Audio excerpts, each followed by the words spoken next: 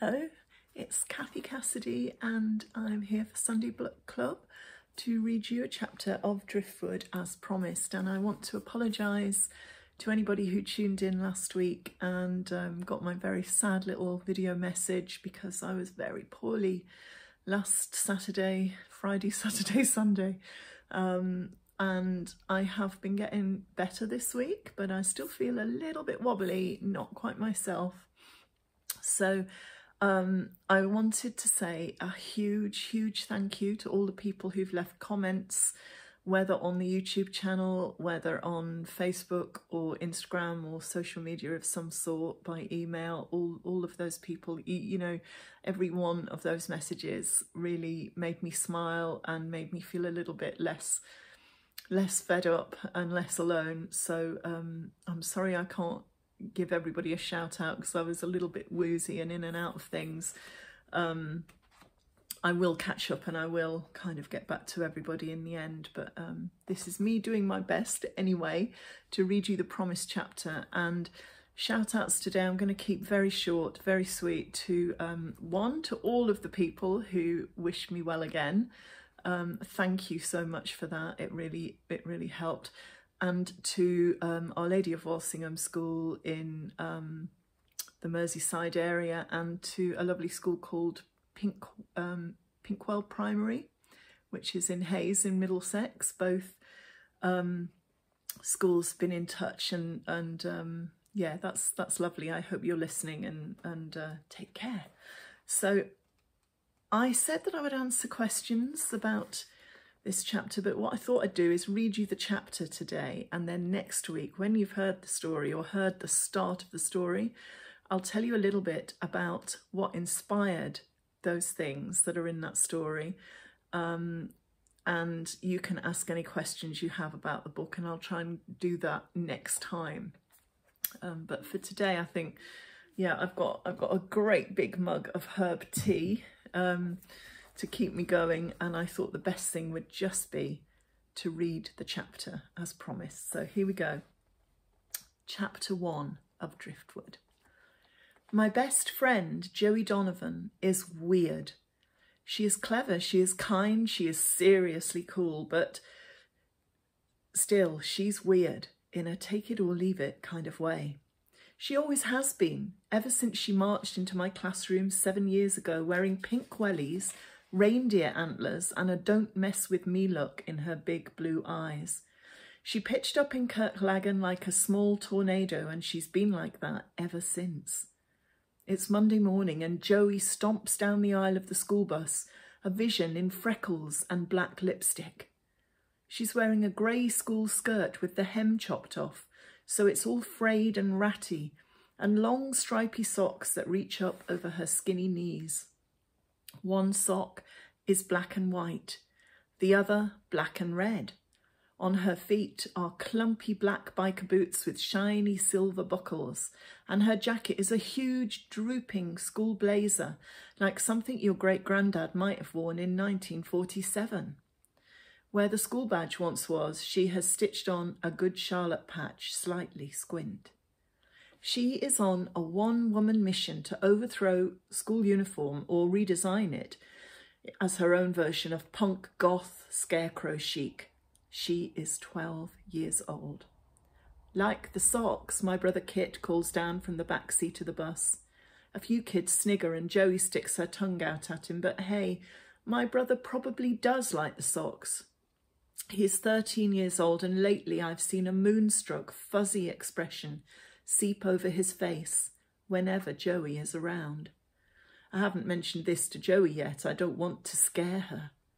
She slides into the seat beside me. Her hair, ash blonde with random stripes of pink and green, is bundled into two stubby plaits that stick out alarmingly above her collar.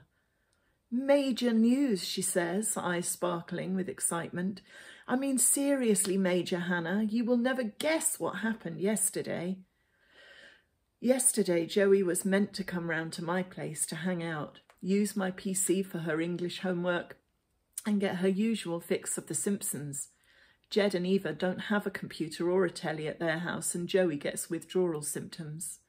At the last minute, she rang to cancel. I didn't mind too much, but Kit was crushed, all dressed up in his best jeans and hoodie, hair gelled into hedgehog spikes and trailing a cloud of toxic aftershave. He's got it bad. So, I say now, tugging at Joey's plait, what was it all about? Tell. She settles into her seat, breaking a stick of gum in half so we can share. Guess what? Jed and Eva are only going to foster a new kid after all this time. Joey and her little brother Mikey started out being fostered, but their family, Jed and Eva, got the legal bits sorted and adopted them for keeps a few years back. If you saw the Donovan family all together, you would never guess they weren't related. They are a perfect fit. The whole bunch of them are seriously flaky. No way, I grin. A new kid, is that good or bad? Oh, good, definitely, Joey laughs. Paul, his name is, Paul Slater. The social worker says he's from a troubled black background, whatever that is, but they reckon he'll settle in great with Jed and Eva. They brought him down from Glasgow yesterday. Cool or what? Cool. How old is he? Will he be a friend for Mikey?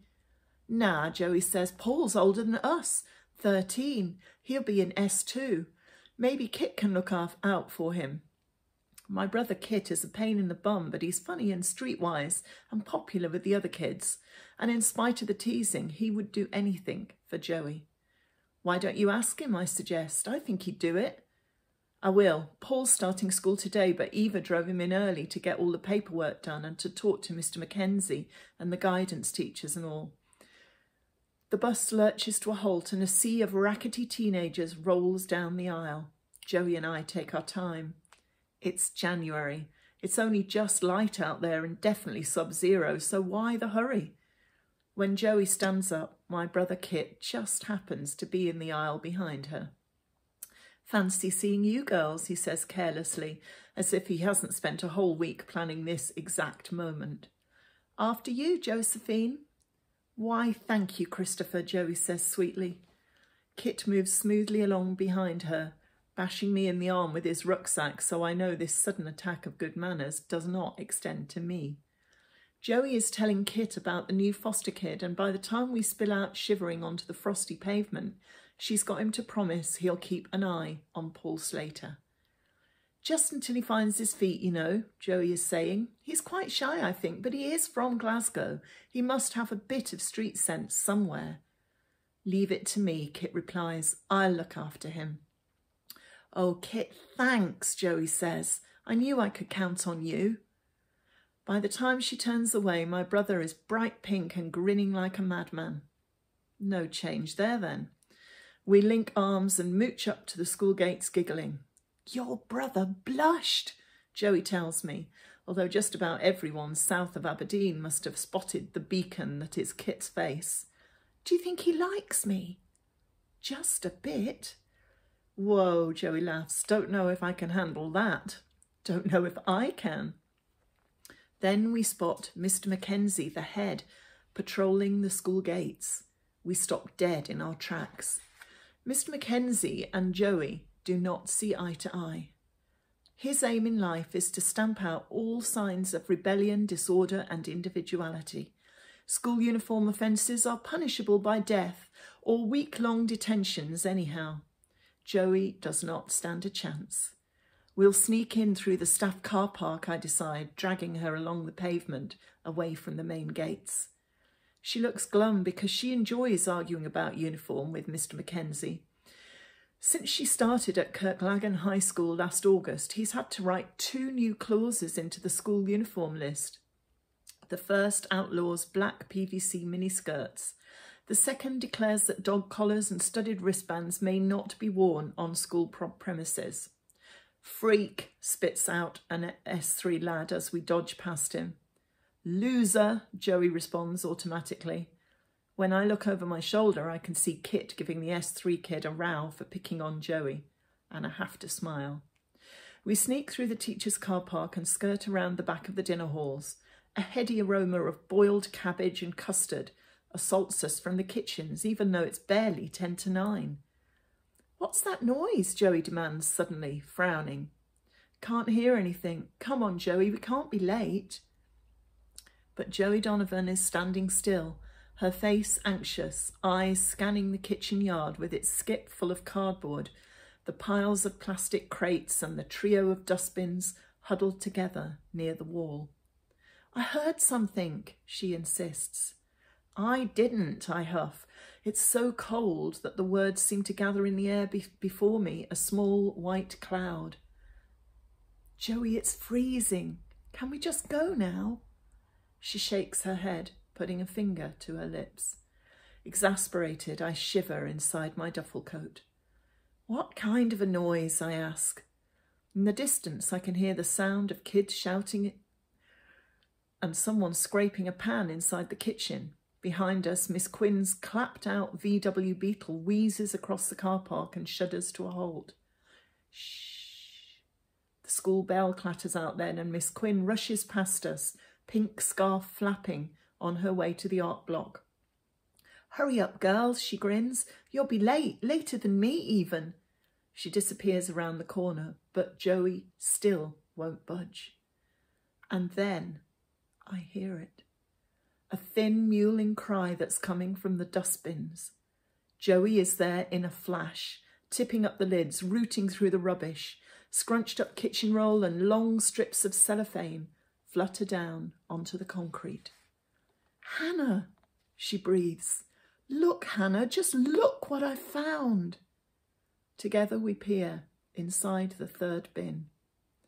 They're in amongst the vegetable peelings and the cold baked beans, curled in a squashed up cardboard box, chucked out in the freezing cold January morning like so much rubbish. 3 tiny, shivering, blue-eyed kittens. So that was chapter 1 of Driftwood. I hope you like the sound of Hannah and Joey, best friends, and the annoying brother Kit. And I hope you like the sound of the 3 kittens. And if you read the book, you'll find out a lot more about all of them. But yeah, I will answer. I'll tell you where some of the inspirations for that chapter came from next week and answer some of your questions. And I did remember that I'd said I was going to share some of your brilliant tips for staying cheerful, because now lots of us are in lockdown. Some of us are in different tiers. Here in Wales, we are actually in a fire break lockdown for 2 weeks. I know in Scotland, Central Belt, there's a similar thing going on, and who knows what will be happening by the time you're actually watching this little clip of film. So I did get lots of suggestions for things to stay positive and cheer us up, and I'll share some of those next week too. But having been poorly for most of the last week, I would say waking up and knowing that you feel a little bit better each day is the best thing. Being grateful, finding something to be grateful and have gratitude for. So that's my number 1 tip. So every day I'm trying to think of 3 things that I'm really grateful for, and it's a nice thing to do. And if you want to, you could maybe list your 3 things in the comments maybe, or give your tips, or ask your questions about Driftwood. But hopefully I will see you next week. Hopefully I'll be feeling a little bit chirpier. Until then, stay safe and keep smiling. Take care.